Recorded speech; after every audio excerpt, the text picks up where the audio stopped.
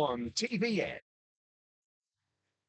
Direct off winning last year. Who will it be this year taking out the $1 million to his new Golden Rose? Smart Missile at this point has had support on course, and as has Fox Wedge. Helmet just starting to drift a fraction here. Just a small field of 6. But Richie, they are all quality. Well, they what, Caroline, what a cracking race it is. The $1 million Tui's new Golden Rose. I just speaking to the boss of Tui's New South Wales for it.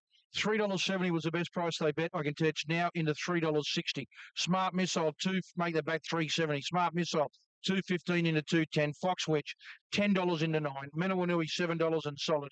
Here it is, Caroline, 1-800-007-238. The market mover, the favourite, number 2, Smart Missile. Yeah. Aeronautical, 14 into 12, back to 13. $10.10, and Flight of Pegasus, 100 into 81, back to 4. Ready to jump?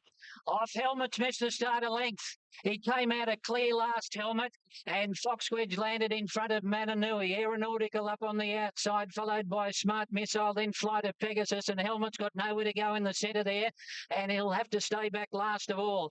They went through the first section pretty slowly, and Aeronautical was left in front. Mananui going up on the outside to second, and then came Fox Wedge taking the setback third, followed further back by Flight of Pegasus, and then the Helmet who's gone up to fifth now, and Smart Missile relegated to last. Down the side, a new leader now. Schofield took Mananui to the front, led out by a length and a half.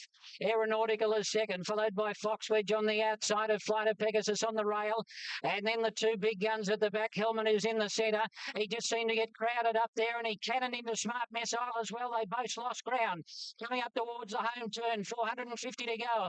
Mananui's had a sweet time in front, led by a length and a half. Aeronautical in second spot. And then we've got Flight of Pegasus, followed by Fox Wedge. Smart Missile pulled into the clear, and Helmet coming down the outside. Mananui straight away. He leads with about 300 to go. In second, Fox Wedge. Smart Missile is starting to run on down the outside. Mananui in front. Smart Missile starting to get airborne. He's running off the track. Smart Missile looms up on the outside. Mananui in front. Mananui won it. Mananui beat Smart Missile, who probably threw it away, wanted to duck off the track. Flight of Pegasus third. Then we got Helmet, who was his own worst enemy today, followed by Fox Wedge, and last in was Aeronautical. Well, what an amazing Tui's new Golden Rose we've seen. Mananui is the winner for Ron. Schofield waving the whip to the crowd. Smart Missile throwing it away. He's tucked off the track. He was in point. Oh, what a wonderful ride early on, Caroline. I just stood here with Matt Rudolph from the ATC. I said, that is such a wonderful ride.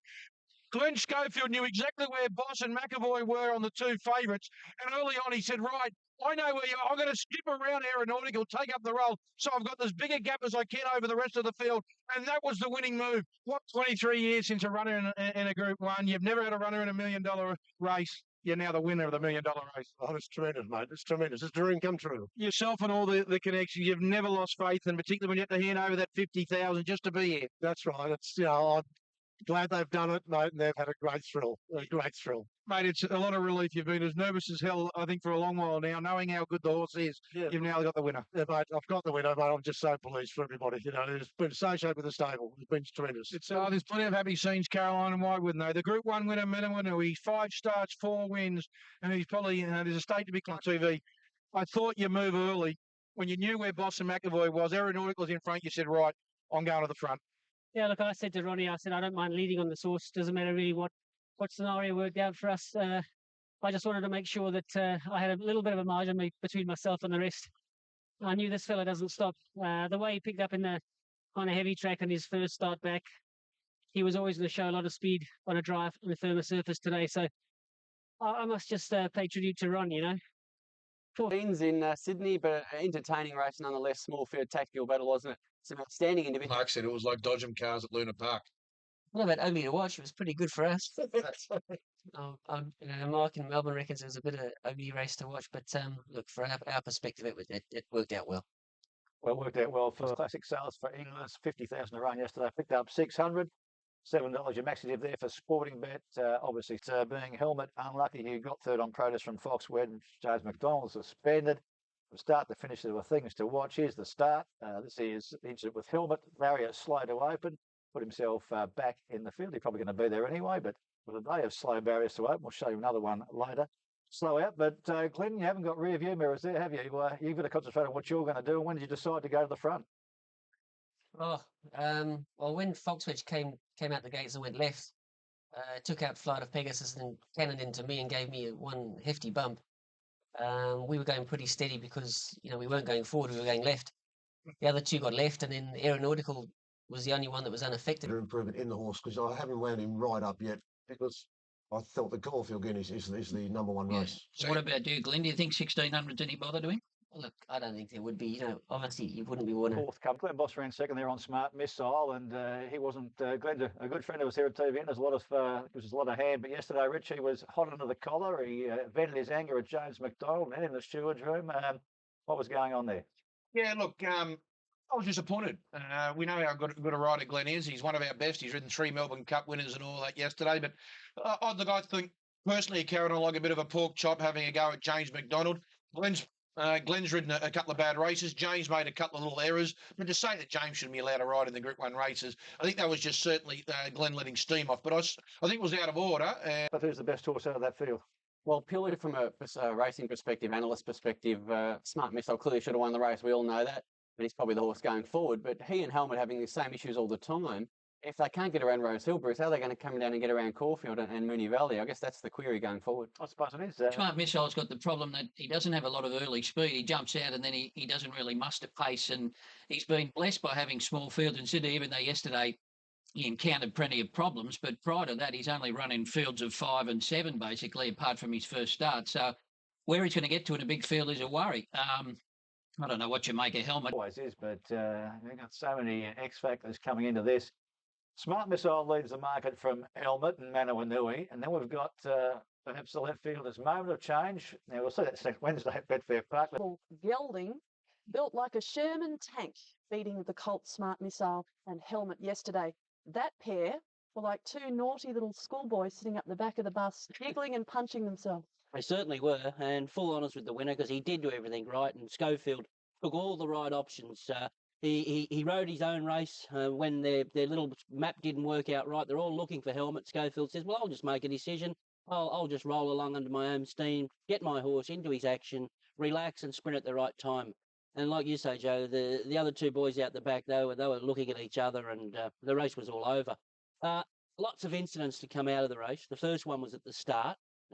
If we can show, you'll see Helmet's barrier a little bit slow to open there. He's cost himself. Well, that was hard to tell. Can we have another look at that, I wonder? It's only a fraction. I think this was the start of the day, the rot early. But still, you don't need an unfair advantage to start with. You still want your barrier coming open. In saying that, maybe it's Blinker's first time. A lot of horses can miss the start. It could have been a bit of a combination of both. There's the next incident there, where they're all getting squeezed up and back in the field, and then the next incident will be at the 900 for the protest, where this is here, where they Helmet just gets chopped out there, and James McDonald did get he's got a suspension over that. He certainly did. And the blame game started there because Glenn Boss wanted to blame James McDonald for costing him ground in the race, and there's no doubt it probably did interfere with Smart Missile, but was it enough? I just think you got to stop taking it away from the winner here. There is a tough little horse who did nothing wrong.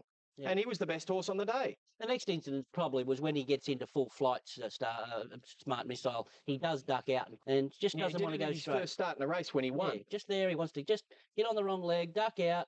You'd say that cost him about a neck there. Yeah. So little incidents in the race, you'd say, well, Smart Missile should have won. But look, take nothing away from the winner. He makes his own luck.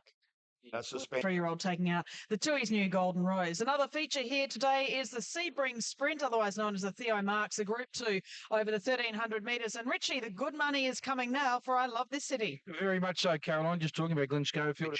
Rightio, number one. Spitting image of his sire, the very, very consistent Magic Albert. So Pinwheel and I Love This City at the top, coming from the Weight for Age run in the Warwick Stakes. They're up to a handicap today with the big weight, 59 Pinwheel, 58 I Love This City, but And coming out well, Prince Brayman with Voice Commander, Fast Clip going up on the outside. Master Designers in the leading pack also, and Bay Window on the outside. Press Day easing back to about 5th or 6th from Lawn Dancer. I Love This City. Pinwheel going up to midfield. Looks to be 3 or 4 wide early on, however, and then 4 Teller Older Than Time, followed by Torio's Quest on the rail from Triple Honour, and last of all, Lone Command. So Master Design went through and hit the lead and led from Fast Clip, who's out 3 wide on the inside as Voice Commander. Then Bay Window sitting out very deep from Prince Brayman, Lawn Dancer, Press Day next, but pulling hard. It's on the outside of I Love This City, and then Torio's Quest. Pinwheel was next. He's a little bit deep, but he's got cover. And then 4 Teller inside him from Triple Honour, Older Than Time, and Lone Command. Approaching the turn, and Master Dive zips away here, led by about 2 lengths on Fast Clip and Voice Commander. Then Lawn Dancer, followed by Prince Brayman, Torio's Quest. I Love This City, still a long way back. And then Pinwheel, but Master Design in front. Well, will he keep going today? He's about 3 lengths on Fast Clip. Torio's Quest out of the pack, starting to run on. As they run down to the 150, it's Master Design, the leader. Torio's Quest and Fast Clip are trying hard. Pinwheel down the outside, but Master Design is in front. He's walking, but he'll hang on and win it. Beat Torio's Quest and Fast Clip. Great run from Pinwheel, flying home with the big weight. Then 4 Teller, Triple Honour, followed further back in behind them next by Lone Command. I Love This City, disappointing from Bay Window, Lawn Dancer, Press Day. Number 14, Master of Design, takes out the Sebring sprint for Christian Reith and David Payne. Gee, looked good, but going down towards the start. This Son of Reduced Choice, a $2 million yearling. He's beaten number 9, Torio's Quest. Further up in front, didn't he, Christian Reith? He absolutely had the big raps, and today he did everything right. Yeah, but tomorrow we'll have to try and get him right again. Yeah. He's a very good horse, but he's just got a lot of problems. The best thing today. Last top for 2 million plus as a yearling, but he lost his weight. A heap of injuries. Ended up in the West. Came back to David Payne with new connections, and what happened there was just Christian Reith Design just stole the race, Rich. Yeah, most definitely. The race was over pretty much early on. A couple of really nice runs in the race. Obviously, Pinwheel went outstanding, but Up there, this horse has had almost as many spells as he's had runs. He's just been in his younger career, it was almost impossible to get to the track. As an older horse, David has got him to a position where he's got him going as well as that horse can possibly go, and kept him going, which is fantastic. And Christian Reith, brilliant ride, summed it up, no weight on his back, cruised along. They let him get away with murder. They absolutely let him steal the race. And arguably, Torio's Quest, if there'd have been any pace in the race early whatsoever, probably would have won. But you know what? You take the breaks when they come your way, and that's a good piece of training, good piece of placement, and a good bit of riding. Yeah, I couldn't agree more. A very valuable horse this now. He's beautifully bred. He has a Group 2 win under the belt now.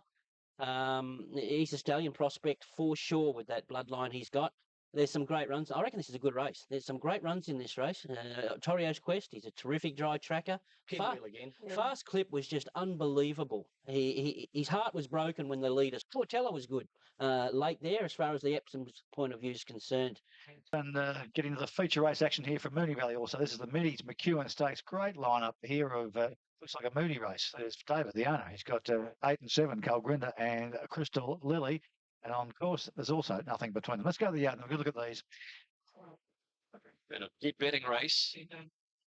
And now 291.60, Crystal Lily at 3.50. And they've both had good support through the betting. 6.90 Atomic Force, $8.60 for buffering. Zeddy Knight racing now. Coolgrinda jumped okay. Shrapnel went back. Crystal Lily got away very quickly, and so did Atomic Force, and buffering out wide. As they settle into stride, it's buffering who goes on and tries to find the lead. Satin Shoes nearly a length away. Coolgrinda retains her place. Third on the inside, then Crystal Lily. First Command, Zeddy Knight, 2 Atomic Force, 2 Shrapnel, and a length away, Happy Zero. But buffering it across the third, or Coolgrinda's found herself back 4th on the inside. Crystal Lily sits outside, buffering now. Then Satin Shoes out very wide. Zeddy Knight getting up into about 3rd. Coolgrinda running up behind the leader. First Command in that mix as well. An Atomic Force about to get over heels, and then Happy Zero, Shrapnel last. Buffering and Crystal Lily. Coolgrinda in a bumping duel there with Satin Shoes, who dropped off, and here's Atomic Force letting go.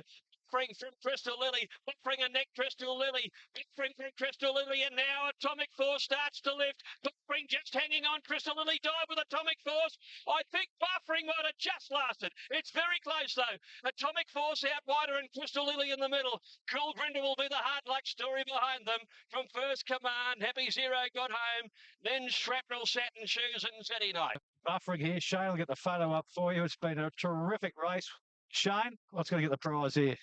I think it'll be buffering on the inside. They're close 7 and 2.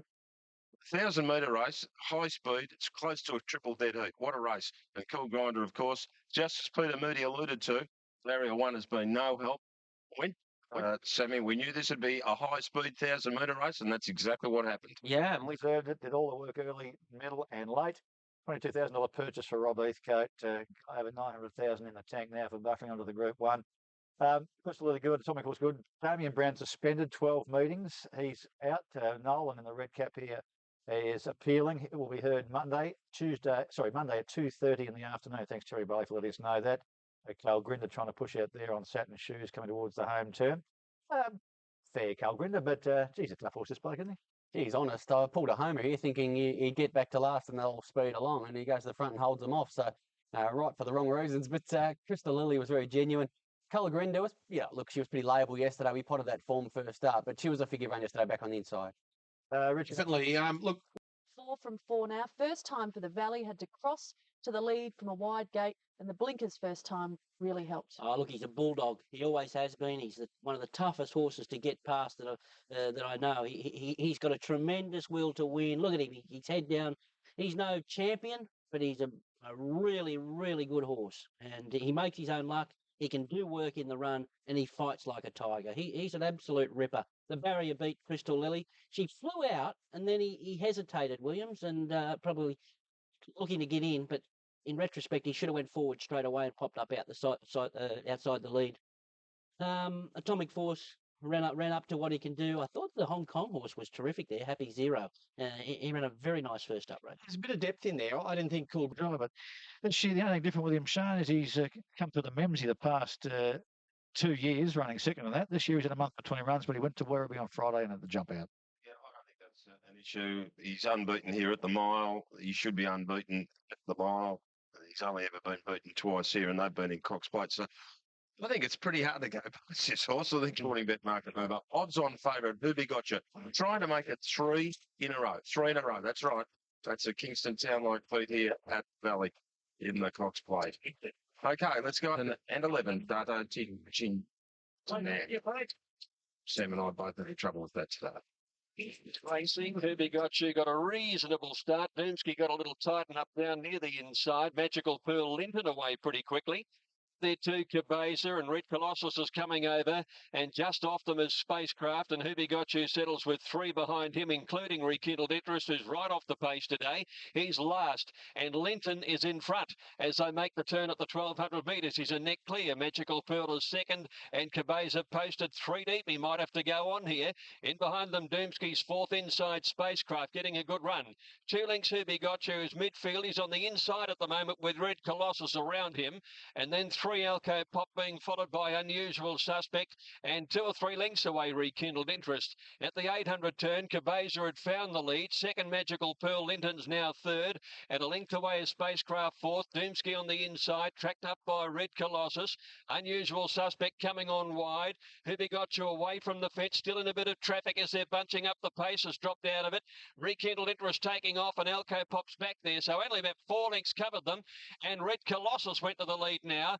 From Magical Pearl, Spacecraft. Unusual Suspect is on the scene on the outside, and Who Be Got You is tracking into 5th placing just behind these. He needs a run. Rekindled Interest coming on around the outside. He's held up Herbie on the bend, and it's Red Colossus with Spacecraft. Who Be Got You's in awful trouble down the outside. Rekindled Interest. He's starting to come home. Rekindled Interest getting up to Red Colossus. Who Be Got You getting a late split, but it might be too late. It is Rekindled Interest clear from Alco Pop, and Rekindled Interest beat Alco Pop a length. Third is Who Be Got You. Either Unusual Suspect or Red Colossus for the 4, and then Linton, Spacecraft, Doomsky, and at the end of the field, Cabeza, and also back there with him was Magical Pearl. Well, he enters the Cox Plate hopefuls here. Rekindled Interest proving himself at weight for age. If it was a weight for age test, I'm not sure. It was a messy first half of the race, dawdling through in 61.6, but he showed the acceleration weight for age horses needed here, Rekindled Interest, and he gets the prize. Alco Pop out. Yeah, look, that's right. Today was really D-Day for him. We were going to decide which way we're going to go, whether we're going to stick to the weight for age program or look for handicaps for him. And I just was really, I had a good talk to Dwayne about I wanted the horse to go back to what works for him, and that's to give him the first half of the race in his comfort zone. And you quite often get it. While to settle down, then mid-race they went, and then they all blocked up again at the half mile. So it'd be nice to get into a nice genuine run race and see who the true best horse is. Will it be him in a Cox Plate? Craig Moore from Sydney. We'll have all those details shortly. Well, great job, Dwayne Dunn. Big race rider, just in great form down at the moment. And this was a momentum race for first and second here, basically. First 849 to another messy weight for age race in Melbourne. Speed backs off mid-race and rekindled interest. Got moving at the right time to nail Alco Popper, who's back on track. He's flying. Who got you? Momentum not with him. We'll hear from Ollie shortly, but good story here for Jim Conlon. Jim the Hat. Good to see him back with a good horse. He won the Vase Cox Plate Day last year and is right on song now, but there's a heap of forgive runs in this. Absolutely. Look, a couple of things here. Rekindled interest, probably ridden out of his comfort zone a bit second up. I'm not being smart after the race. It was in print on a Friday. I think that's the key to the horse. Give him a cold ride. He can finish off. His 150 to the 50 there was excellent. Elko popped you. That was a nice quiet ride, wasn't it? Got home very late. And who got you? The other two had momentum, but they were holding him on the line, Bruce. They were, but the momentum was up with them, I suppose. Sure. We'll hear from Ollie. I thought unusual suspect, really good Australian debut by the American. And Linton's Sinatra tune, but the Vase winner on Cox Plate Day last year. Well, Cox Plate Day this year could be the one for rekindled interest. Beautifully placed yesterday by Jim Conlon. Yeah, look, he was much better ridden back, obviously. He relaxed and finished off well. Alco Pop proved that he's back in form. Who Got You wasn't his style of race.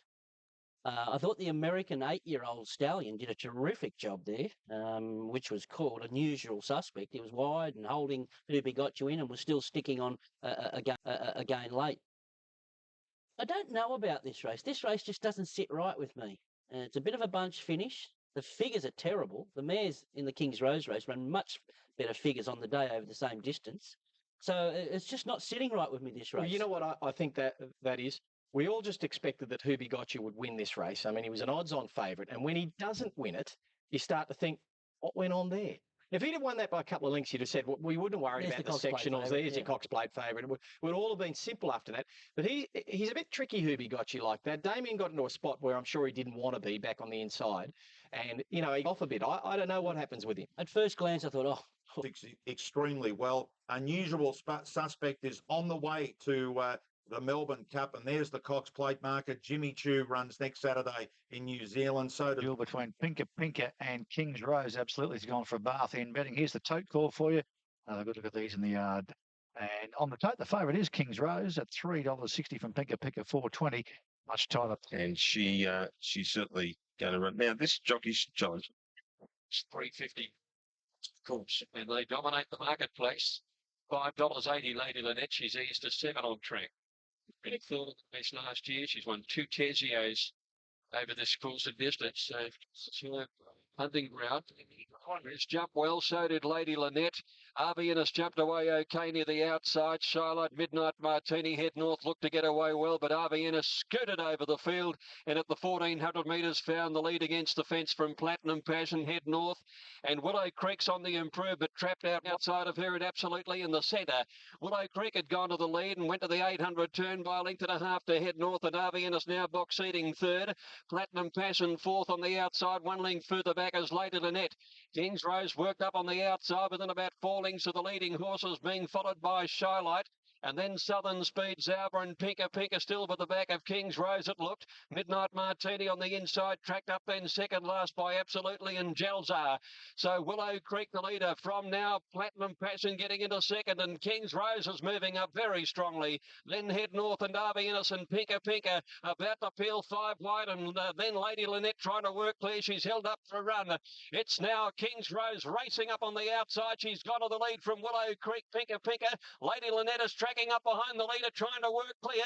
It's King's Rose only narrowly. Pinker coming at her from Lady Lynette. King's Rose tackled by Pinker. Lady Lynette diving up on the inside. King's Rose kicks and King's Rose. That was a chip win. Pinker had a cold, but she kicked and 1. Lady Lynette third. Just a little unlucky. Followed in by Southern Speed, Midnight Martini, Willow Creek, Sauber and Absolute. In running, you wanted to be on a King's Rose, but as soon as you thought that, Pinker's off its back, ready to deliver a knockout blow. Both of them have gone the line locked together, but King's Rose wouldn't be denied. I alluded to the fact she got in the front and floated a bit, so she might be starting to look for a bit of headgear. It looked like she was sort of going to maybe win that a little bit more comfortable, but to her credit, I thought Pinker had her and she fought strong. So you always sort of damned if you do and damned if you don't, changing gear on winning horses. So I'll see what Luke's got to say, but no, she's up. Cox Plate and Caulfield Cup out of this when we analyse this with Gator and the team. King's Rose, some headgear to come. Good. Venus, Tuesday, Devil Moon and Zarita, previous winners of this race, have gone on the Cox Plate. This horse is unbeaten in Australia now, King's Rose. Good, tough. Moody Nolan team. Like her. Certainly ran good time relative to the day, 0.6 faster than the Dardo, so a bit to like there. Left the sitting shot to some extent by Pinker, who was in the best part of the track, just missed. Gee, she's going well though. Southern Speed, she just can't really quicken. That's probably a little issue, but she's finished off okay. And absolutely, Bruce, right on target. For Caulfield Cup, absolutely in the black, 16 to 1 there at Sporting Bet. Pinker, $17 for the Caulfield Cup. Rich, anything else here? And the last bit, Pinker looked to have a cold, and look, this is a pretty open Cox Plate this year, isn't it? If you don't believe Hooby can run the trip again, he might have been a bit disappointing yesterday. It's pretty wide open. Sure is. Yeah, I'd say that they're leaning towards the Cox Plate. You'd think on that evidence, we're just not convinced she can stay yet. Well, here's the market for the Cox Plate, and where does she sit? And we'll see the changes with rekindled interest in Co from yesterday. Smart Missile also in the market here. Hooby, favourite from rekindled interest, Jimmy Choo, we're going to see next week. Also going to see Scarlet Lady next week. It'll be a terrific lineup. Yeah, no doubt. There's always a terrific lineup in Moonee Valley when we get there. So now unbeaten since crossing the Tasman, Ronnie and Richard? It was a tough win, and there's no doubt about that. She did sit 3 deep. She had cover virtually all the way, and it was in a very nice spot. It was actually a nice ride from Luke, and he should take some credit for that too. When you can't get in, the best thing to get is cover, and he found it.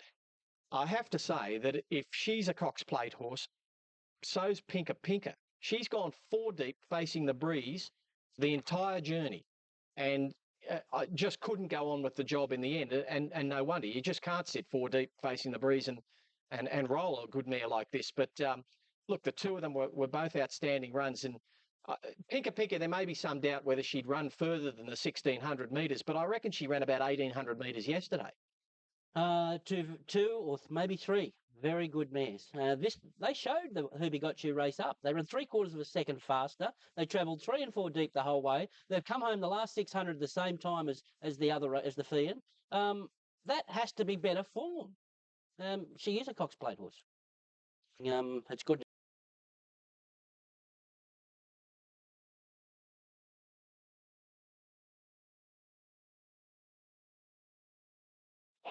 Awesome. Racing in the last, a good start. Spirited Eagle, not the best to bounce out. He's sold along and he settles towards the end.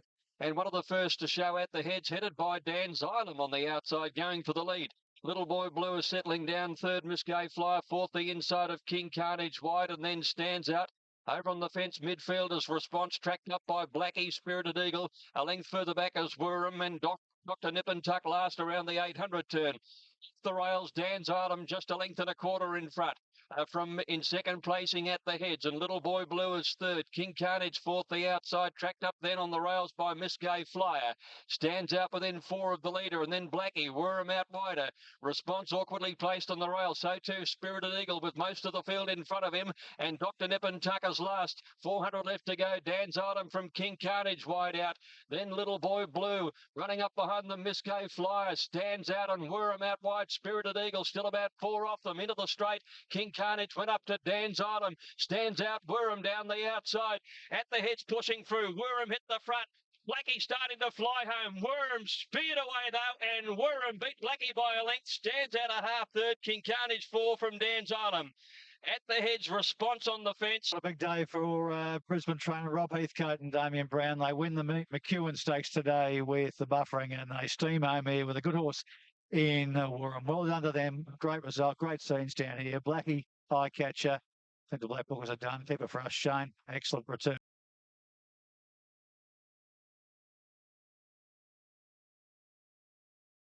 Warham, but flashing light for me all over the runner up there, Blackie. I think he's a star. It's a good race in him over the spring.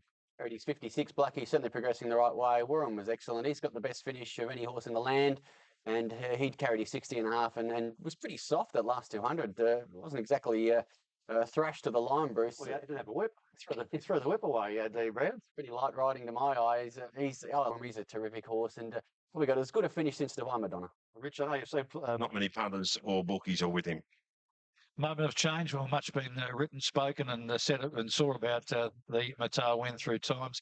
To the $9 for the Caulfield Guineas, and the rally for Collar is now being matched. A race obviously good luck to Slow Bloodstock here. It was $50,000 purchase from WA. Moment of change, and Collar. Vatican won the jump. He bounded almost a length in front.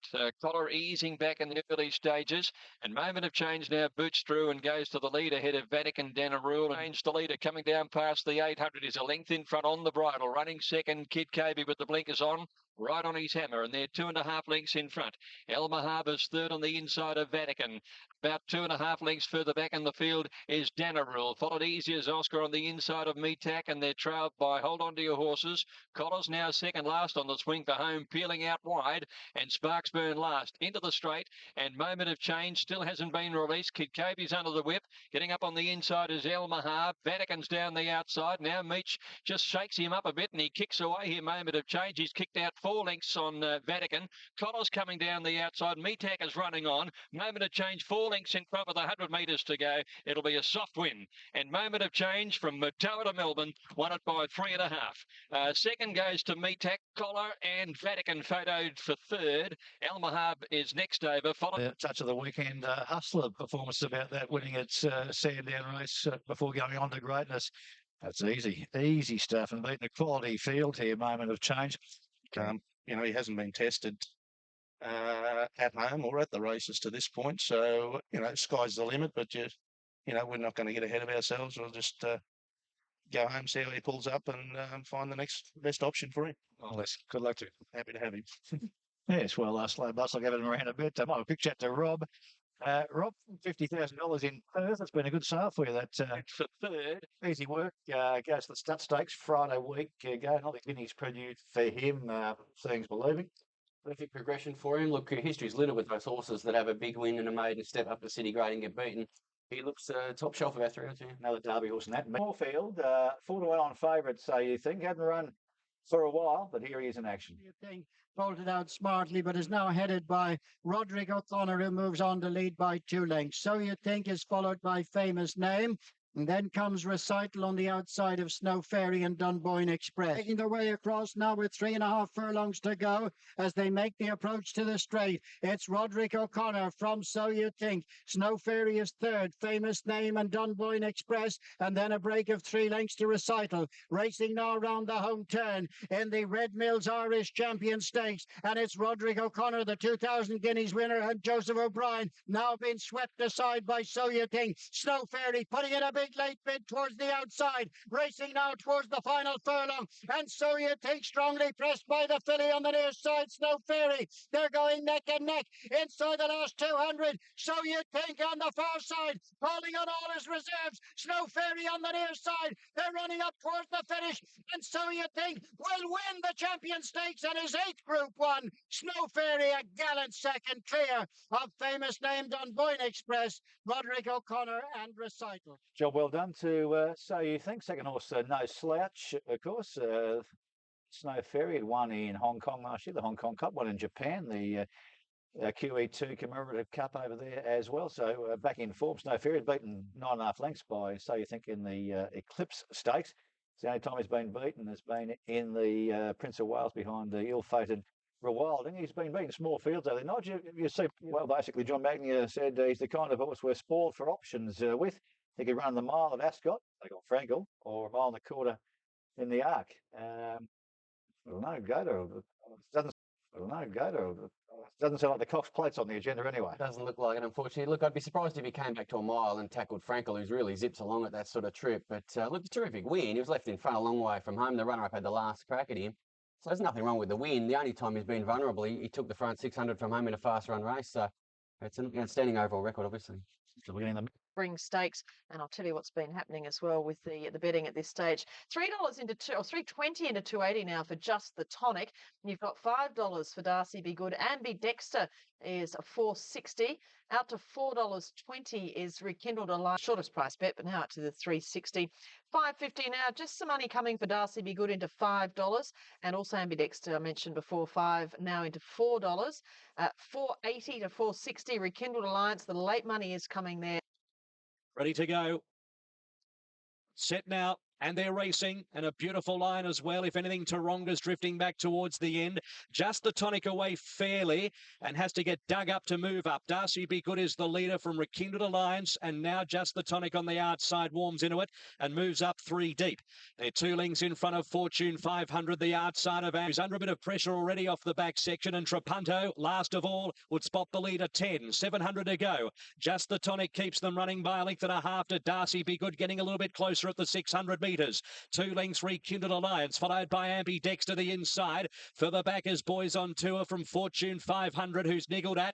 Next in the field, Trapunto on the inside of Taronga. Around the turn, as they reach the 400 metres, it's Just the Tonic and Darcy Be Good on the outside. 2 lengths away to Rekindled Alliance, and then Ambidexter giving a slap with the whip at the 250. Darcy Be Good takes the lead. Just the Tonic on the inside, still kicking. Rekindled Alliance running on from Ambidexter. Darcy Be Good below the 200, just in front. Rekindled Alliance on the outside is trying hard at the 100. Darcy Be Good just in front. Rekindled Alliance with a late challenge, but Darcy's done it. Darcy Be Good beat Rekindled Alliance. Ambidexter third and fourth, Just the Tonic. The big four did fight it out from Boys on Too Good. 6 starts for 3 wins and 2 minor placings, defeating 4 Rekindled Alliance. At Doomben. All right, the feature, another of the features coming up here at Newcastle this afternoon, and there's been some good support for a few of these runners already. Neeson is a $2.85 there for Neeson 85, so some good support there for Neeson from the top $9, in from $10 for All Silent. Ginga Doodle, he came into. Money favourite, back out to $14 for Sirion, 100 into 70 to 1. Prince Brayman, Isa Babe, money there as well, $11 now into $9.50, came into $9. 19 to 17 for Madiba Gold. Has the stand. They're ready and they're racing in the Cameron Handicap, and Prince Brayman jumped with great zest, goes to the front from Neeson on the outside, and Sea Lord Light Brigade not far away. Also in that group is Raspberries and Field Dictator on the inside. Is a Babe out deeper on the track, progresses to about 6th. Siriona's midfield, then All Silent the inside of Madiba Gold. Neeson the favourite, kicking away too by about 3 lengths. Prince Brayman second, 2 lengths away to Sea Lord. Is a Baber's fourth out 3 deep. Field Dictator the inside, 2 lengths to Raspberries. Then came Sirion from Light Brigade beyond midfield. All Silent the inside from Madiba Gold, a gap corner. And Ginga Doodles at the back of the field with Ruben Percival. 600 metres to go, approaching the corner. Can Neeson see out the first ever Cameron Handicap over 1,500 metres? It leads by a length and a half to Prince Brayman, Sea Lord and Is a Babe. Raspberries behind those from Field Dictator, Light Brigade. Sirion's off the track, and then came All Silent into the straight at the 350. Neeson in front by a length and a half to 2 lengths. Prince Brayman, Sea Lord Is a Babe, Raspberries lining up, and Light Brigade's running on from Madiba Gold. Still Neeson at the 200 metres, 2 lengths in front of Raspberries. Light Brigade, Madiba Gold. Neeson getting tired. Raspberries wearing it down at the 50. Neeson stopping. Raspberries is with Light Brigade. Raspberries, Light Brigade. Raspberries has just beaten Light Brigade, I'd say, in a thrilling Cameron. Third, a big run corner. Now Neeson, has it held on for fourth? I'm not sure. It's in it with, on the outside, Ginga Dude, and not far away is a Babe, then All Silent, Sirion, Sea Lord, Prince Brayman, Ruben. The winner there of the Patnack Farm Cameron Handicap, and I think it was... Good luck if you're having a bet the Newcastle Gold Cup. Here's Matty Hill for the call. World audience join us. And we await on about 5 of them. Spatchenka, also Splendid Honours, the Verminator, set to gallop, ready now, and they're racing. Gazaguru straight back towards the end with Bellagio win. Viking Legend out well with Flaming Circle. The Verminator's one of the early leaders with Tamanu Park. Essence of Success is wide. Home on a wing behind them, followed by Warrior Within. Timetable, Green Moon's off the track and also progressing forward. At the judge, a lap of Broadmeadow to go. Viking Legend in front of Flaming Circle. Tamanu Park is third out, 3 deep. The Verminator's trying to slot over. Home on a wing, the inside. Green Moon out wider. Warrior Within his midfield on the outside of Timetable. Ested Honours is last of all. Into the back section, 1450 out. It's Viking Legend. Joined on the outside by Green Moon, who's doing plenty of work. Tamanu Park is third, as last of all. 900 metres to go. Viking Legend in front by 3/4 of a length to Green Moon. Essence of Success is third, 3 wide forever. Lower followed by Tamanu Park between horses. Home on a wing on the inside. They were followed by the Verminator, who peels out to make a run from Flaming Circle. Warrior Within, Timetable the inside. 2 lengths to Rayburn, who's beyond midfield now and under a little bit of pressure from Hume. Further back in the field, Spachenka. Out deeper on the track, Gazaguru, then Splendid Honours and Bellagio win. 15 of them come around the corner and Green Moon on the outside takes the lead. At the 350, it's worked hard, but it goes to the lead from Home on a wing. Here's the Verminator down the outside and Gazaguru and Hume running on. At the 250, Green Moon in front. Home on a wing gets out. Gazaguru down the outside from Hume. Gazaguru, Home on a wing, move up to Green Moon, who's still fighting at the 100. Green Moon, Home on a wing, Gazaguru. Green Moon front bites and won. Green Moon drifted a little but beat Home on a wing, Gazaguru. And fourth was Rayburn. What a tremendous finish. Verminator couldn't see it out. Bellagio wins Splendid Honours. Then came Warrior Within. Hume pulls up quickly, 22 and 5. Well, the sporting bet market move, if you don't mind, David Gately, watching at home, you've hit the Quinella, 472.30, Home and a wing, $3. If anything, he's causing more trouble to the one on his outside, so there's no problems there. And that's a huge win, Greenwood Moon. Absolutely huge.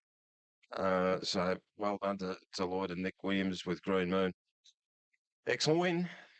And all it does is strengthen the form of December draw, who we see again, of course, at Caulfield on Saturday in the... Well, what a win. Had the worst of runs and got the most of the result. I'm not sure about the beatings, but the December draw form line's there again, Gator, with Green Moon.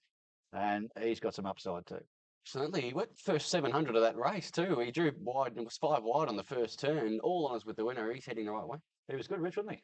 He was very good. I was up. Very good week of racing. Yeah, certainly was. But geez, that Green Moon, he turns me on. I tell you, he's a Melbourne Cup horse. He is a Melbourne Cup horse. I know he didn't beat anything, but the manner and that staying performance, doing all that work and fighting off challenges like that, I'm really taken with him. What about the other winners during the week, in particular? All of muscle, $1.70, Richie. Yeah, most definitely. Getting out here. A tumble turn, about to come forward. And Carita Queen broke well on the outside. Al's Magic Miss and Favourite Miss were away quite well also, but Carita Queen's got superior pace, and she's coming across to take up the running. And then Tumble Turn and Your Canny. Giving the leaders a big start here, 7 or 8 off from Hollywood and Aerobatics last. On the turn into the straight. And the leader is Carita Queen. He's still sitting quietly. Al's Magic Miss a length and a half away second. Then Favourite Miss, Tumble Turn. Nobby Snip and Aerobatics are still a long way back. Coming up to the 200. And the leader is Carita Queen. She's holding Al's Magic Miss at the moment. Aerobatics is coming down the outside with a late run, but it's all Carita Queen with 100 metres to go. And back in distance today and back in grade, she's too good. Photo for the miners. Hollywood or Al's Magic Miss. Nothing between that pair. Then Nobby Snip and not a single doubt out of Card Queen, a Blue Diamond Prelude winner, and maybe heading on to take on Black Caviar down in Melbourne. Well, that would be fantastic. Yeah. Hey, well played. Another feature race here. This is the Group 2 Bill Ritchie, and as far as the betting is concerned, on course at this stage for race 2 on the program. At this stage, thank God you're here. $2.50 on course, but gee, Richie, $1. The market mover, as we say, that starts me up, gets back out to $3.50. The market mover number 2 is Thank God You're Here. Sporting bet on. And they're racing. Tom's Rocket dwelled slightly, missed it by a neck or so. Bay Window the best out. Thank God You're Here from the inside draw, starting to roll through along the inside. Starts me up, going up on the outside, and then Kenny's World. Followed further back at the 700. And the leader narrowly starts me up from Bay Window. Then we've got Kenny's World on the outside. He's had a tough run. Thank God you're here going up on the rail to improve. Followed by Tom's Rocket, who just came off the bit there. Then Red Lord, followed by Charing Cross, and last is Miss Keepsake as they round the bend. And Rodney Quinn got a dream run on Thank God You're Here. Starts me up in front. Thank God You're Here came up on the outside to challenge it. Kenny's World is running on. And then Tom's Rocket down the outside. But Thank God You're Here got his head in front. Led narrowly from Starts Me Up on the rail. Then Kenny's World. Tom's Rocket can't win from there. But now Quinn gives him a little bit more rain. Thank God You're Here exploded away. And this is going to be a 10 out of 10 ride. He trotted in. Thank God You're Here beat Starts Me Up. Miss Keepsake. Photo for the miners. Photo for fourth, I should say. Kenny's World or Tom's Rocket. And then Bay Window, Red Lord. Through that gap and came through on the inside. Got through at the end of it. I think it was 33.86. English Interims are there on your screen. $2.10, $1.10 for the win at 33.86, the final 600 metre. He ran third, don't forget, last start before yesterday, behind Sincero and Secret Admirer, the top two in the market. He deserves his place in. That was a soft win. It was just a little bit arrogant, and I think dropping the look magnificent for the race. He might be a lightweight chance of the Epsom, but I think 1,600 is just as far as he wants. I think he's won at the mall. Look, and he showed he was a little bit more adaptive. Gardens, where we are up to another feature race here. This is the McGrath Gloaming Stakes. Of course, this race won a couple of years ago by So You Think before he went down to Melbourne and won his first Cox Plate. Tell you what, Richie, So You Think going on to win a Cox Plate after winning the Gloaming the year before. Win for Wilson, away with Strike the Stars, Lieutenant Colonel, Cocky Raider, Denwood and Dr. Doom. So still about a half. Denwood broke fast. Cocky Raider jumped out well. Strike the Stars seemed to stumble shortly after the start there. And he lost about a length, went back to third last. Not sure if he clipped a heel or not, but he did stumble badly. Now, as they run into the first corner, and All Serene went up to take it up and led from Dr. Doom. Sangster's on the outside third. And then we've got Colonel.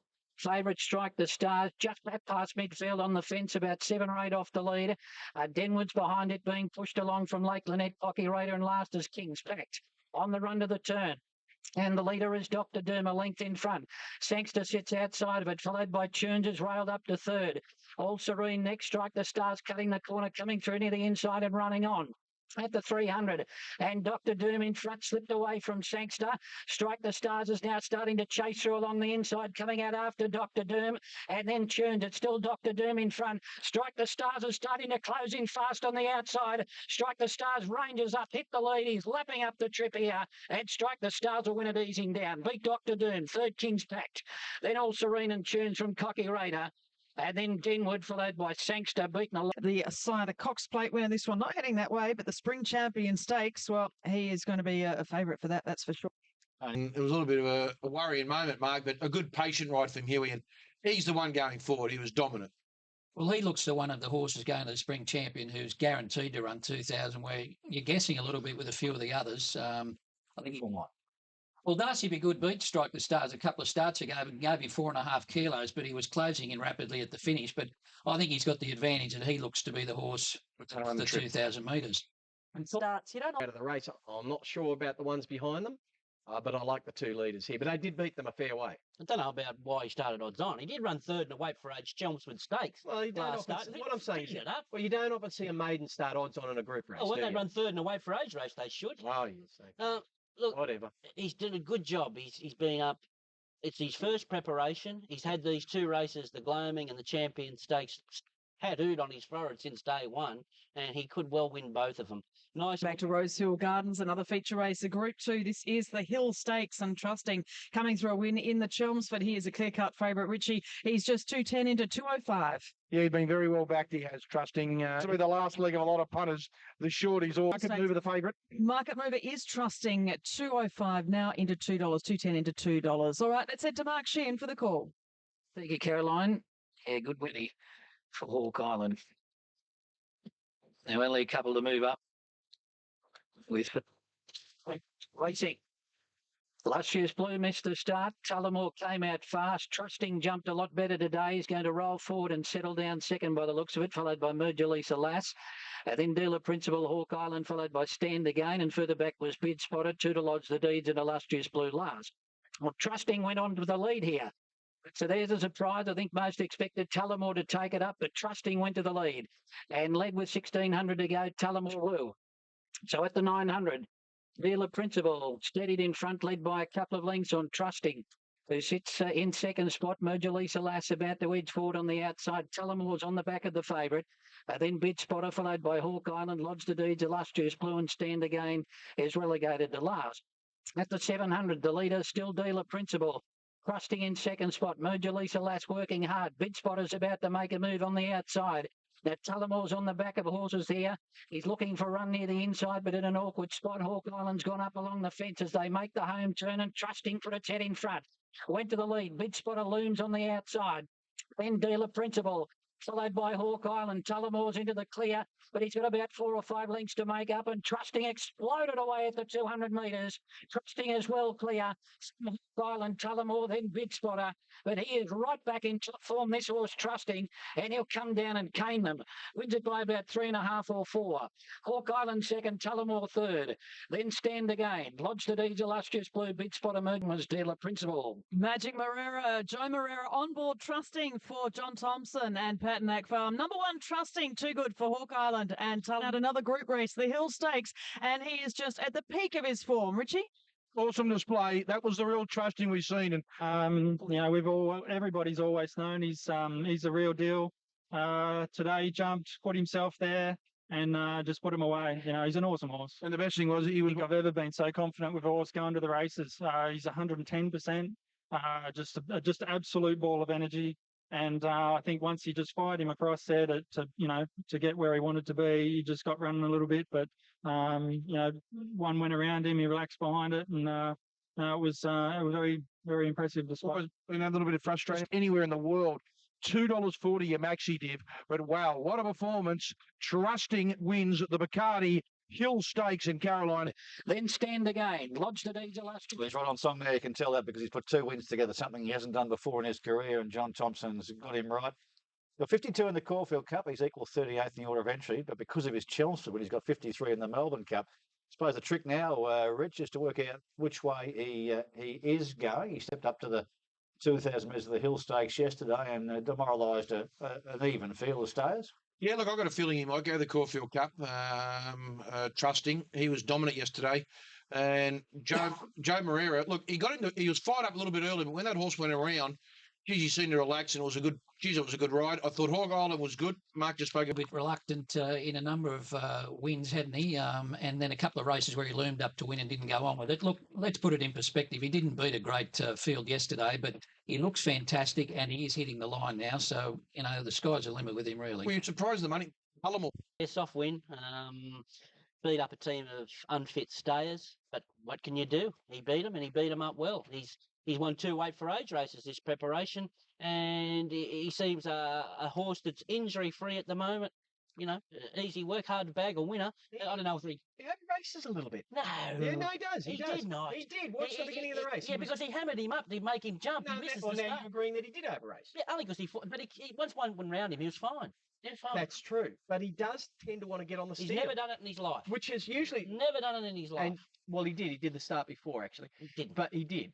But if you watch him here, he's able to accelerate away. It's very rare for a horse that over races at all. Yeah, Hawk Island went well. Tullamore, he's a handicapper. Stand Again's a Sydney Cup winner. He's flying. Super. John Thompson's got a bit of thinking to do. Metrop, Caulfield Cup, Cox Plate. They're the 3 options with Trusting. The horses come through, as I say, well. Trusting is the favourite in the Metrop at 6.50 over at first. Feature race of the day. This is the George Main Stakes. This is the Group 1 of the day, and we will get back to Melbourne shortly to see about a protest there in the 1,000 Guineas Prelude. But Richie, the favourite here, Sincero. Yeah, short price favourite going for 5 in a row here at Rosehill Gardens. Down the board, Dara Dancer, 81 out to 100s. Sincero's Ease, it's out to $2.25, but it's a clear-cut market mover. Apparently the money in the last 48 hours is the reason it'll be the market mover. Line Love the City's been well back, $5 into $4.40. In New South Wales, some speaking for Gathering, some speaking for Triple Elegance and Sacred Choice in a couple of points. Ready for the George Main. Racing. And Sincero jumped fast on the outside. Gathering and Triple Elegance were away well. Sacred Choice and Do Me going up. And then on the inside there, inside Sincero is Zara Dancer. So he was going to go forward on Sincero, but there's a pack kicking up underneath him. He'll still be left out a little bit wide early. I Love This City back to second last. And last is Black Piranha as they sort themselves out. And Gathering took up the running and led by 3/4 of a length. Do Re Mi is second. And then pressing forward is Zara Dancer, followed by Triple Elegance as Do Re Mi raced up to hit the front. And then Sacred Choice, Sincero, the favourite, is back third last and 3 wide. Black Piranha and I Love This City back to the tail of the field. At the 700, and the mare Do Re Mi, the leader, led from Gathering, who's underneath it as they work down the side of the track. Then in third spot, Zara Dancer, followed by Triple Elegance. Sincero's going to have to do it the hard way. He's out wide and he's underriding, followed by Black Piranha, Sacred Choice, and I Love the City starting to track up as they run to the home turn. Into the straight and Gathering on the inside, and Do Re Mi are joint leaders as they run for home. Triple Elegance next. I Love This City and Sincero are starting to sweep down the outside. I Love This City has sprinted a little bit better than Sincero and raced to the lead. Sincero's trying to match I Love This City. They're out wide on the track and they've taken the lead together. I Love This City just in front of Sincero. Sincero's coming strongly and I Love This City. He's outgaming him. Too good. Sincero, a great win. Lead I Love This City and Triple Elegance, followed by Black Piranha. And then we've got Zara Dancer, followed by Gathering, Do Re Mi, and last in was Sacred Choice. Oh, he's something very special. He is another Group 1 winner. Sincero, Chris O'Brien takes out the George Main. He's already won the Stradbroke. He's now taken out another big major here on the Australian calendar, beating I Love It. Chris doesn't panic. Chris doesn't panic, mate. He loves the horse, Chris. He's got so much faith in the horse. It's unbelievable. So, Mate, nothing really. unbelievable. When I Love This City let down and went bang, and he already probably put 3/4. What were you thinking back in the stand? Thought he's going to run a nice second here, and we're going forward, so we're happy, but no, he just dug deep and he just doesn't know how to give up this horse, So Sort of got a bit flat there a wee bit when they sprinted, but when I Love This City went past him and put a neck on him, he just pinned his ears back and let's get into it. You always know what you got underneath him. Oh yeah, he loves a fight. The Weight Trade race when they were Called it. Only good horses build this sort of record. 11 from 15 in for the fight and dug deep and won $2.15 maxi div there. I Love This City sound from Triple Elegance. Horse that just cost 56.5 kilos, and you've got the Cox Plate dream well and truly alive now. Yeah, well, he's taken the right steps there, and I mean, once we get to Caulfield over the 2000, that'll give us more of an idea where he's heading. Yeah, so Steve, he's a bit revvy yesterday before the race. he did. It was a little bit hot. With Sincero winning, it's the sporting bet market, of course, for the Epsom. And it shapes up this way with Sincero top of it from Secret Admirer. No surprise there. Do Re Mi sat out 3 deep, and you were able to sit with cover. But then the cover disappeared. Were you worried then? Yeah, he did have cover to about the 900, but Scully pushed forward and left me out no man's land. But he's the type of horse that he's probably better off like that because they didn't go hard, and when they sprinted, it just gets him off the bit, but it gives him a bit of room to work into it. I remember him at Scone in the English 3-year-old. He sort of did the same thing. Fella took full advantage of you. When you were out 3 deep, he jumped straight behind you and just used you, and he went straight past you. Now, you must have thought, oh, game over here. Yes and no. Like, he needs something to chase, but he's got a bad tendency to get in front and float and wait for them. So it's not over till you get to the line. How far in front did he get? He got about half a length on me. You've won 10 races on him. How did you find the horse? But it'll certainly go to the Epsom, and it's likely that Nash Rawiller will ride I Love This City in the Epsom because Brenton Abdullah is expected to ride Secret Admirer down on, I think, about 52.5 kilos when Gardens only 8 minutes from another of our features. The Group 2 T-Row Stakes for the 3-year-old fillies. The favourite Streamer has already been back well on course after beating a number of these, of course, Richie in the Furious. Yeah, spot on, Caroline. Very, very well backed, hasn't that Streamer? But on course here, she's had very, very solid support. What a great race for the fillies. First two to move up into the stalls. So Streamer, $4.20 on the tote, $3.70 in the ring. Streamer and Florentina both came out well on the inside, and they'll go to the lead in the early stages from Houston Benefactor. Shed Reflections are starting to roll forward. And then settling down behind them is Shoe Swap, more bubbly back on the inside, and Knees about midfield trying to, and Shared Reflections went up on the outside and took the lead. Houston Benefactor on the outside, rolling up to second. Streamer maintaining the inside advantage at the moment.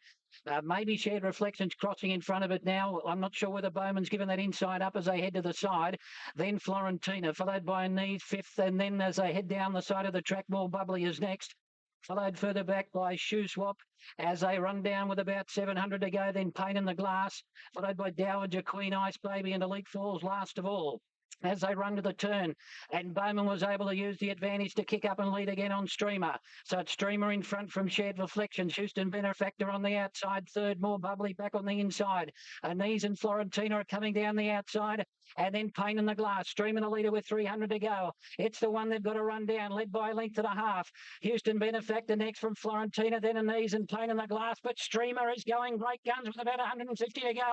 Down the outside, Pain in the Glass coming after it, but Streamer well rated in front by Bowman. She's too good, and beat Pain in the Glass and Florentina, followed by Knees and Houston Benefactor, followed by Dowager Queen, and then Shoe Swap, more bubbly, Ice Baby, Elite Falls, and last in Shared Reflections. Well, she's the one that just keeps beating these fillies consistently. Number 3, Streamer, the first 4 home, very, very good fillies, but she was the best of them again up 3/4 of a length, 133, 134, 17, the final 600. Guy Walter. Well, you can control your tempo in a race as she does, proving the Furious is no fluke. You're going to win more races than you get beaten by. It's the problem that Pain in the Glass is going to suffer, Rich. That's her racing pattern against Streamers. Yeah, look, I think these two have got them covered. On pace favours, or I think Streamer, she's very good, and good ride there from Huey Bowman yesterday. Pain in the Glass, I think she just needs a speed on her. She's very good. Well, she's just her pattern. She's a good filly, and in a competitive year, look, as Guy says, wet, dry, back, forward, fast pace, sprint, slow pace, mile. She just ticks every little box, and she hasn't peaked yet, and she will improve going into the Flight Stakes, and she'll make her own luck again.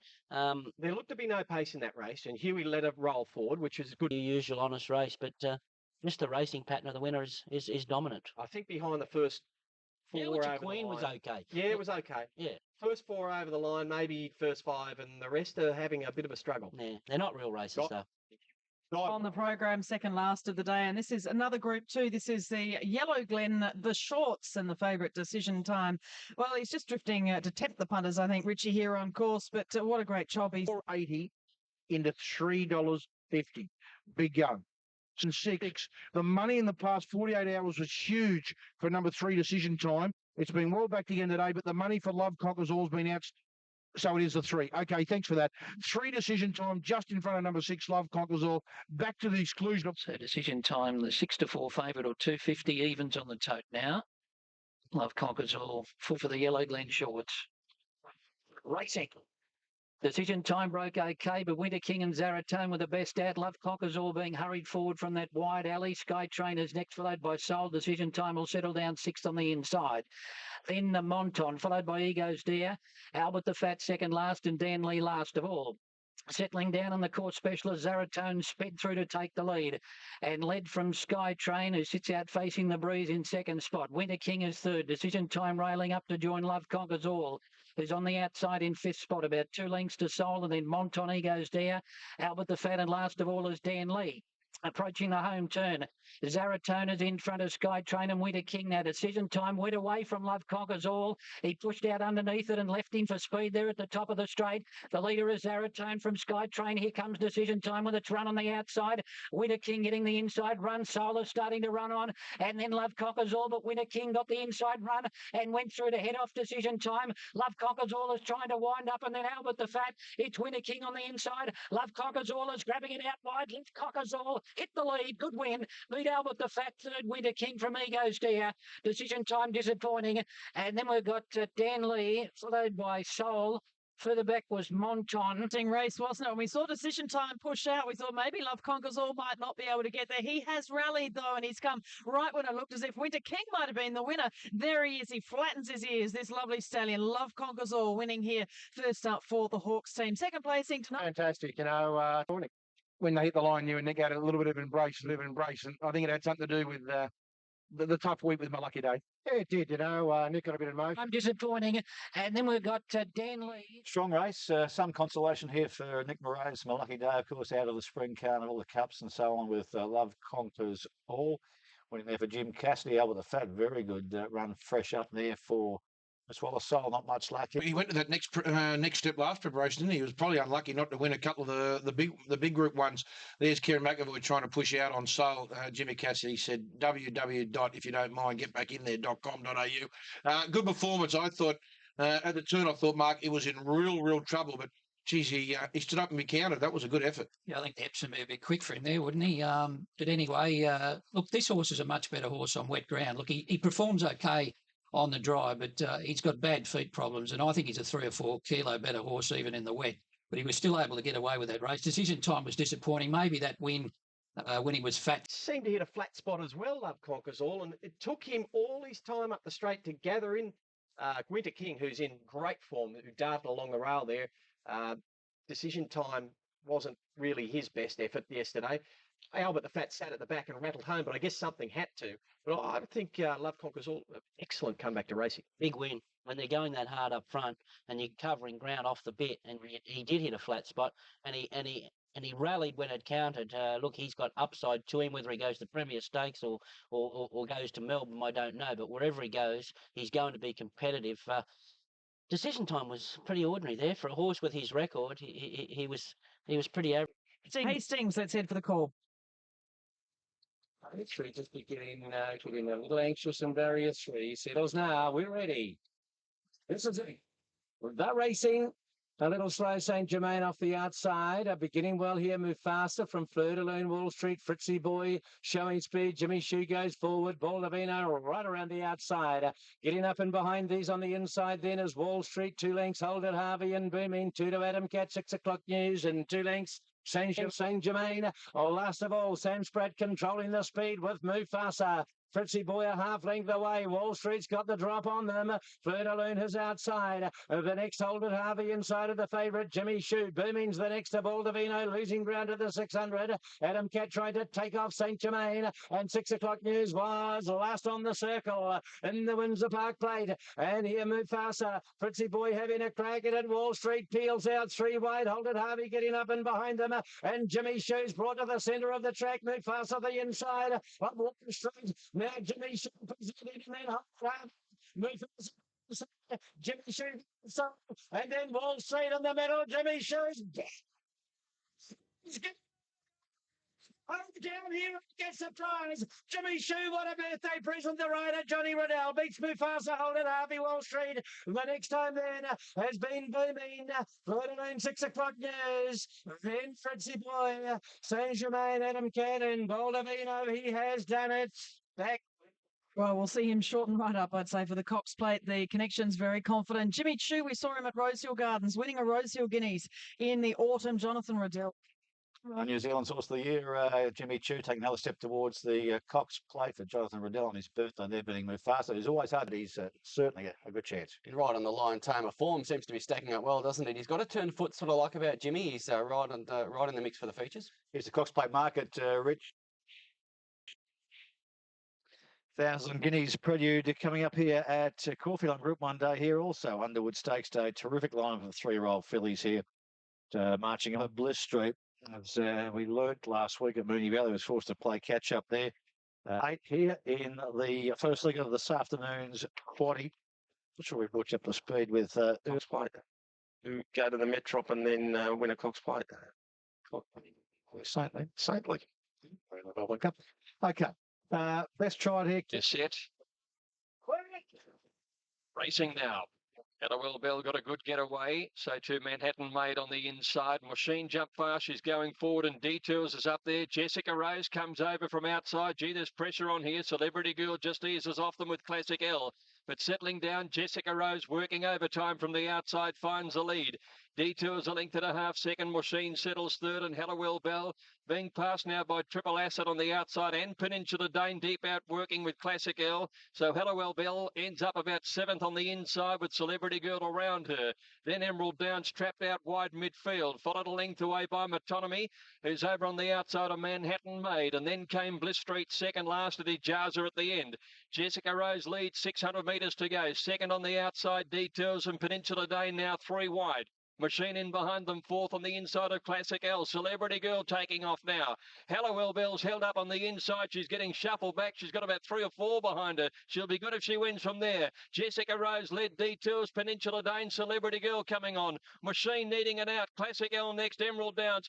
And Hallowell Bell, oh, she had a heavy bump there and a check. She's in awful trouble here. Where's Celebrity Girl bolted to the front from Detours, Machine, and then Emerald Downs. Hallowell Bell getting up on the inside. Celebrity Girl in front. Hallowell Bell flashing home, Machine the outside. Bliss Street swaps them out wide. This is tight. And no here. Celebrity Girl in the middle's very prominent. Bliss Street out wide, a big run, and Hallowell Bell, unbelievable. And Machine is up there too in a busy finish. Just off them is Classic L and Detours, and then came Manhattan. Busy race. Where to look here? We know Hallowell Bell hasn't won, was unlucky. Now, who has won it? Celebrity Girl or Bliss Street or Machine? Photo taking a little time to come up here. Naked Eye looks like the middle Celebrity Girl. And I'm not thinking This is a dead heat, I think. It's a dead heat Celebrity Girl, Bliss Street, I think. I think it's a dead heat. I can't separate those. If it's clear with protest being upheld in favour of Machine Dan Nikolic against Celebrity Girl first over the line equally with Bliss Street. Bliss Street gets the verdict outright for Steve Arnold. Big opening for the quaddy, 31. Dan Nikolic, who finished fourth on Machine, got a protest from Celebrity Girl, who shifted out sharply. Rod suspended there, misses next Saturday. The winner, outstanding, Bliss Street, Hallowell Bell, the tragedy. Machine, good. All good. Trouble is, next week we're going to see Atlantic Jewel, and she might just be better than a lot of them.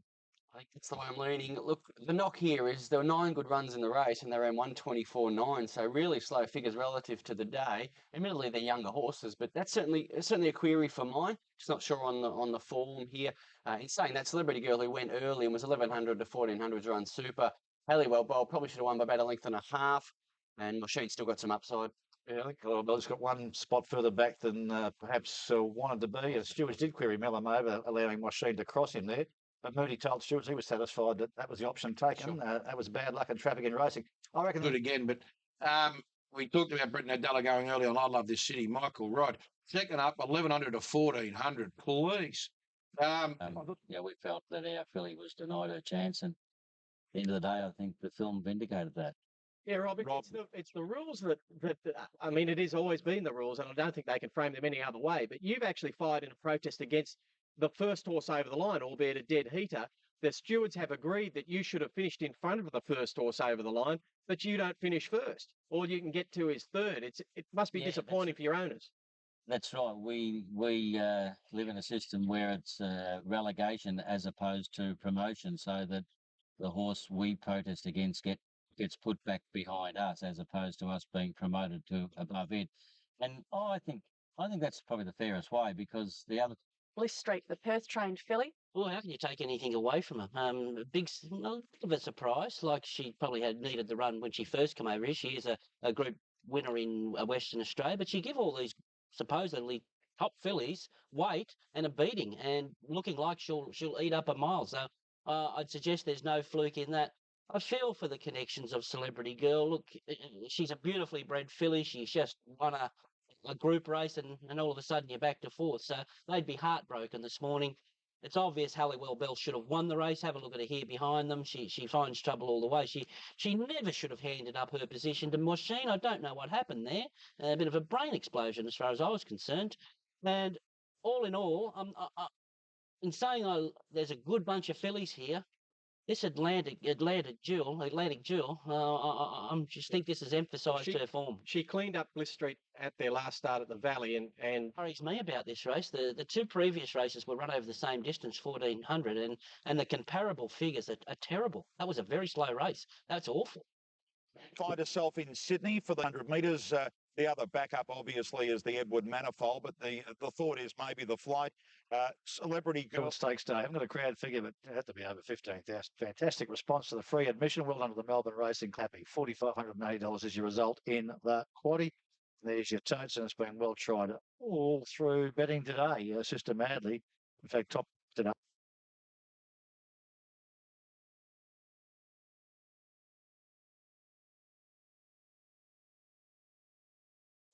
They're right to go. All set. They're racing. Lone Rock got a good getaway in the middle of the line, and so did Miss Octopussy. Dysphonia going back on the inside. Away pretty well too is Avenue, driving up on the inside with Anabar's Legacy. So after 200 metres, Avenue, symbol 8, No Fallen Star, Double Annie, Goon Serpent, Mythical Spirit, Booklet at the rear.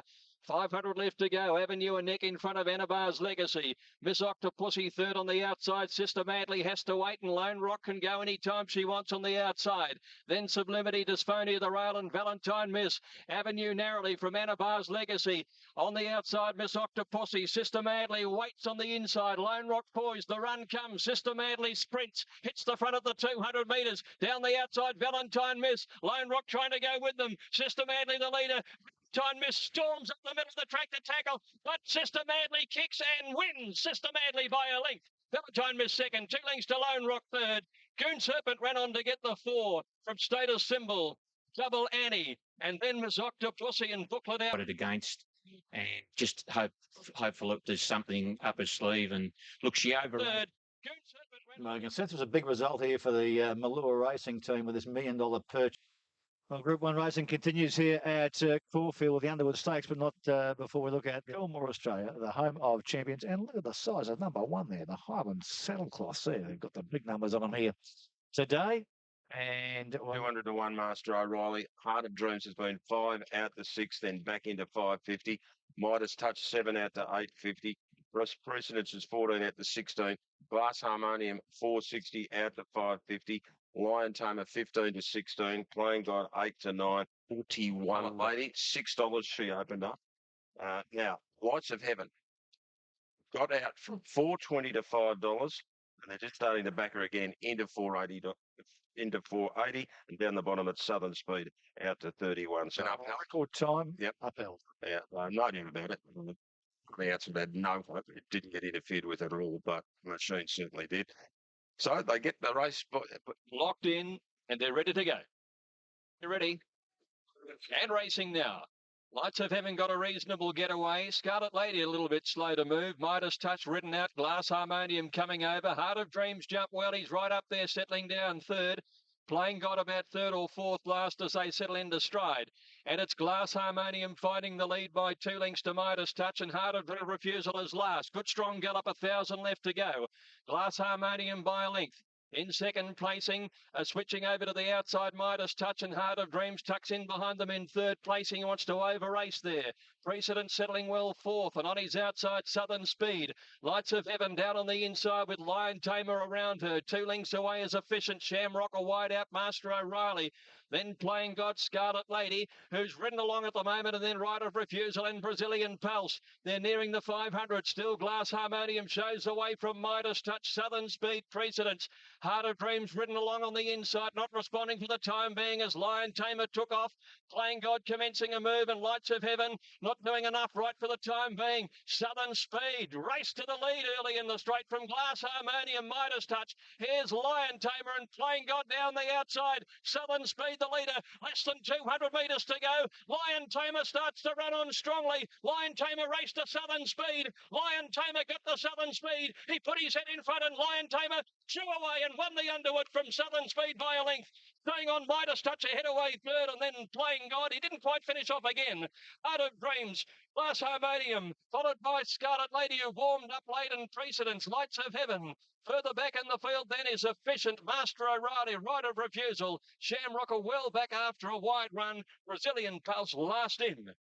Michael Rod bounces back from the disappointment of losing victory in the 1,000 Guineas Prelude on Celebrity Girl to produce a beaut right here on Lion Tamer, the Derby winner. He's filling in for Huey Bowman, but he does a good job and puts his name. He ran second in the Amy Vars. He won the Derby. His first up run in New Zealand was good. maybe these New Zealand horses have got a real chance of doing something here this spring. Said she's finished back there with Master O'Reilly, so I think we'll be dissecting this race quite a few times. Way third and then Playing God. He didn't quite. Well, much to look at from this race. I don't win it second up, so you think did the previous year, but it had been a long time prior to that. A long time as second up. A Derby winner, of course, on a bog track. Wins a weight for age race the next spring in good ground. That's a good sign going forward. The Cox Plate and the Derby. Cox Plate and the Melbourne Cup. Murray Baker, 21 years apart for him in the race. The Phantom. Southern Speed was huge. Honest Touch just indicative of the way the horses of the Williams team are going. Pass marks to quite a few, and I'll give one to Scarlet Lady and Lights of Heaven here. Playing God, S. Parnham out. Big flop, clearly Shamrocker hung badly. The winner, Dave, good, got the perfect ride, perfect race. I don't know just what to make of these. Run it a few times, it might be all different. That's a fair comment. Look, the main thing for me is the horse was second up, 1400 out to 1800, and travelled internationally. So you'd have to assume there's plenty of upside to come from the winner. So from a racing perspective, how do those behind him sort of turn the tables on him? I know a couple will certainly forgive runs, but that's my main concern. Second and third went well. I'm with you with Scarlet Lady. She's looking for further. She had exactly the same as in the quickest last 200 sectional as the winner. She's looking for further. So she went okay, but that's the way I'm looking at the race. Yeah, I just need Michael Rod winning. Only Farlick and efficient Victoria Derby winners to come back a year later and win the Melbourne Cup. You should see him, Rich, at the track. Win since taking the Victoria Derby at Flemington last spring. Geez, you have to be impressed with that. You can only see upside to a horse like him, second up after nearly a year off. He raced well first up, showed significant improvement there on a dry track. We know he can handle a wet Flemington, so he ticks a lot of boxes, this horse, and he looks a much stronger animal this preparation. He's a real force over the spring. Is he Cox Plate horse or is he Caulfield Cup horse or both? Look, he could be both. I'll leave that to the Baker boys. They know what they're doing. They know their horse. And Cox Plate doesn't look that strong. Jimmy Chu's going to be there, but it looks a competitive race. Yeah. Well, the thing with the Cox Plate, if I had a Cox Plate contender, I'd be very, very chummy with the committee at the moment because I reckon there's about 40 runners in it at the moment. It's going to be a lot of disappointed owners and trainers and jockeys come Cox Plate time. In recent weeks, the Cox Plate. There's no one chasing them out of the field. That's right. There's no one scaring anyone away. The Beaten Brigade there, Southern Speed was terrific. She just confirmed that Stock States is a very, very strong mares race. With the Pinker form, the King's Rose form, and even Lady Lynette was in that race. And there was a few other of the Beaten Brigade there, Richard. I want to go through some of those beaten ones before we get to Andrew Bensley in that race. Lion Tamer, very good. Southern Speed, excellent. Midas Touch for a handicapper, very, very good. He was claiming the leaders again. Caulfield Cup chance for sure. Absolutely. Glass Harmonium, I'm not sure, but I think he's going okay. Mentally, I think he struggles. He was very revved up. He was. Race, reluctant to move in. That seems to bring him undone every time. Well, we'll just have to wait and see with him. And there's a lot of horses here. Playing God for handicapper, I thought was a good run. Not sure if he's weight for age. Finishing off the last two. Yeah, Heart of Dreams, we know what he's like. Precedence was a good run for a handicapper. I thought it was a pass mark. Scarlet Lady got into all sorts of trouble. That's all pass. And leave me out of the mares this year. Leave me out of the 4-year-olds. All right. And then behind them, I think the rest of them struggled. Lights of Heaven. Rest of them struggled. Lights of Heaven. Yeah, she was disappointing. Like I say, leave me out of the 4-year-olds this year. It's been 10 years since Ethereal, and we're all living off that. Oh, the 4-year-old mares have got a Caulfield Cup record, but that's in a past life.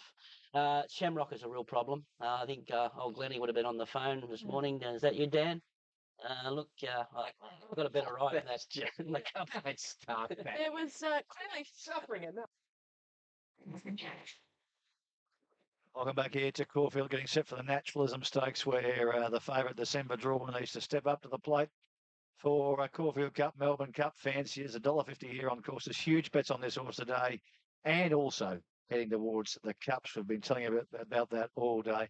The market held up here by Black and Bent's tote quote. It's 20-1 here on course, Black and Bent, but today's a day for him to qualify, of course, as we well know, for the Caulfield Cup, and I think he should.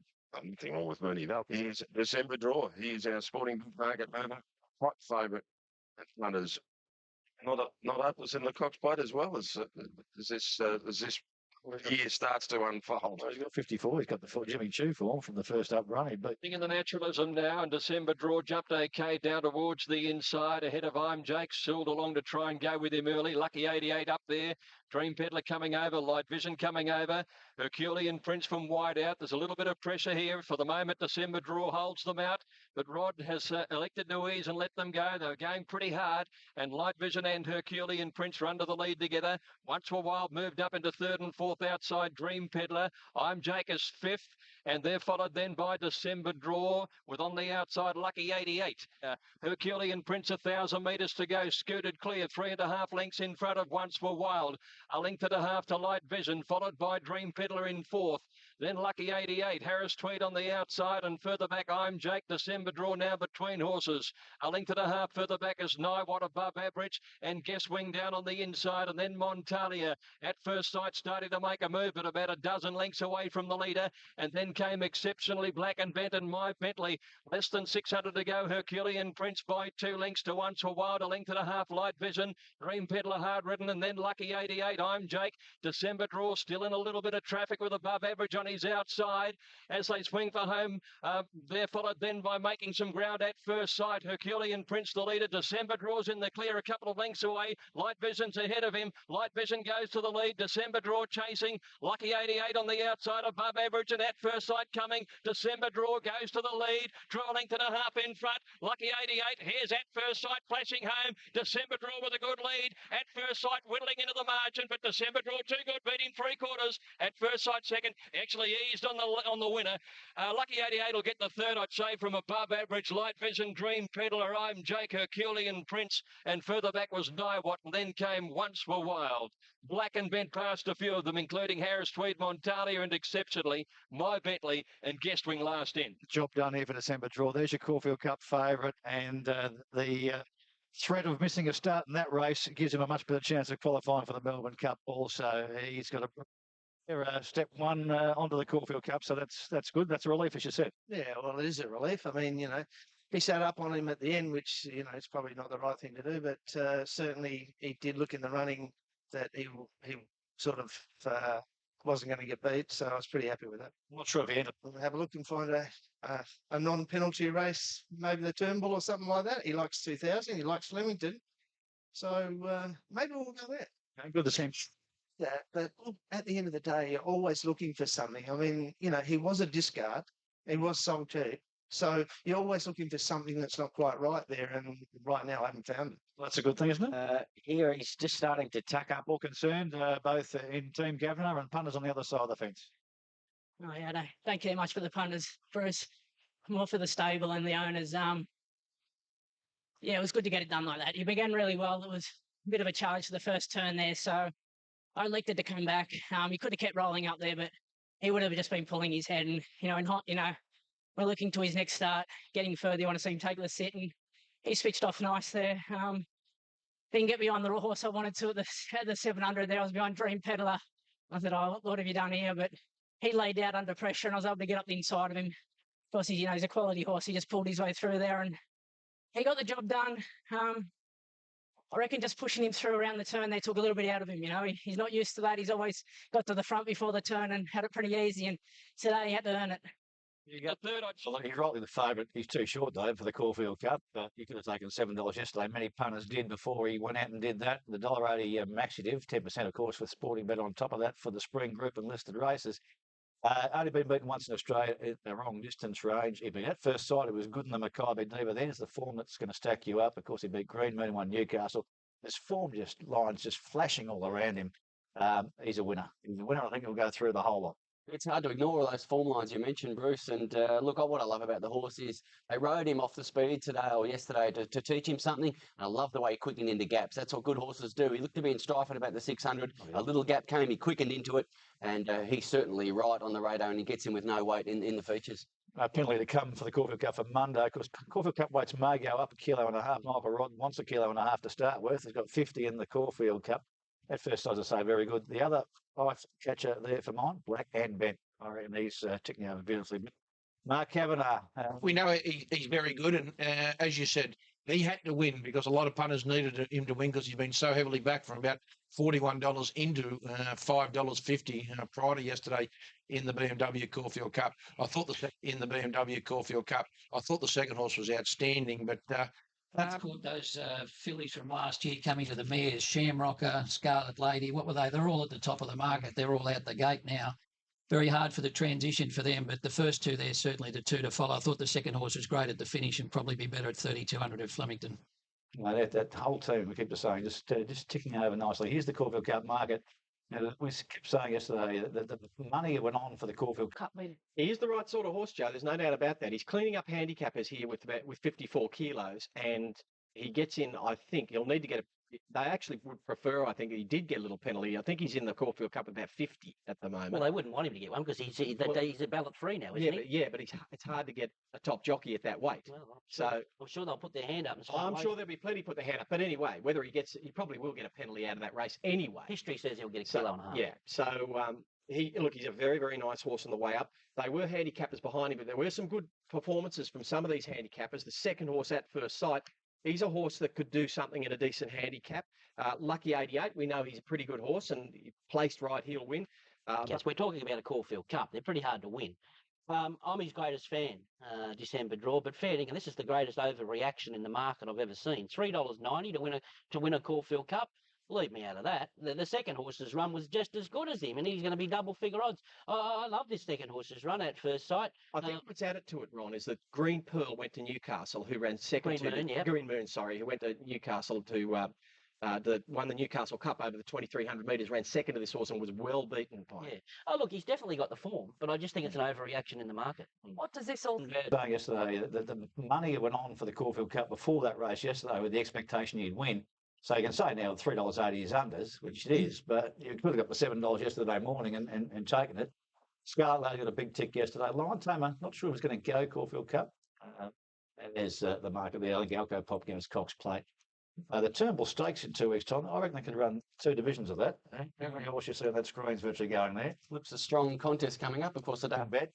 We know Jimmy Choo well out here. He's certainly going to be a player, and Johnny Barry's certainly going to talk the talk about him. Just declared him as being he won't get beaten this campaign. Bring it on, John. Yeah, most definitely. But geez, as I said, I couldn't back Jimmy at 7. I couldn't back Ruby Gotcha at 750. I couldn't back Rekindle at 9. Sincero's a player. Smart Missile's a player. Linton's a big player. Thought his run the other day was great. Secret Admirer, I'm surprised it's bigger than a few of the others there in the market. I think she's going to be in the player. My Kingdom of 5, he'll go there. After yesterday as well, December draw, $3.80 for the Caulfield Cup. The double was $70 during the week, and favourite now at $9 for the Melbourne Cup. Lucas Cranach is one of the internationals now with Anthony Freeman tightening up there as well. Absolutely ticking over nicely. First Caulfield Cup. Yesterday as well, December draw, $3.80 for the Caulfield Cup. The double was $70 during the week, and favourite now at $9 for the Melbourne Cup. Lucas Cranach is one of the internationals now with Anthony Freeman tightening up there as well. Absolutely ticking over nicely. First Caulfield Cup. The Melbourne Cup. Lucas Cranach is one of the internationals now with Anthony Freeman tightening up there as well. Absolutely ticking over nicely. But First